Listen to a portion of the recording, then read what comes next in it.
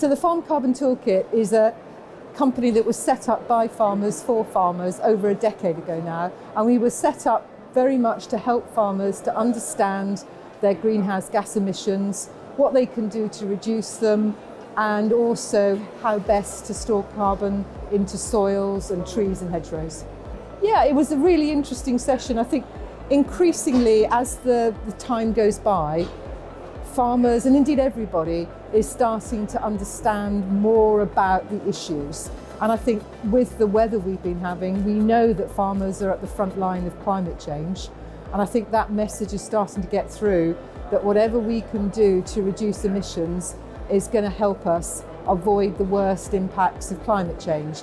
And although farmers in total are, well, contribution is probably the wrong word, but farming to the farm gate only accounts for about 11% of total UK emissions. But what farmers can do to remove carbon from the atmosphere is huge. We've probably got more opportunity than any other sector to do that. Key take-home message I would say is that there's no reason not to do your baseline farm carbon footprint. There's a number of really good calculators out there to choose from. We're one of them. Once you've chosen your calculator, make sure they've got their methodology, they're telling you how they do it. And it should be free for a farmer to get your farm carbon footprint done.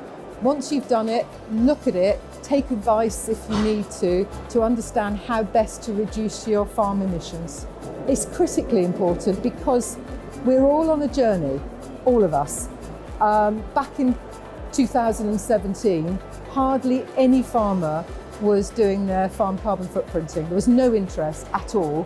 So in the last 7 years, we're all on this journey to learn really how to talk about climate change, how to talk about emissions on farms, what emissions are important, what we can do about it, and having the opportunity, and today I've really noticed it, the farmers that are coming onto the stand really want to know. They're asking really sensible questions.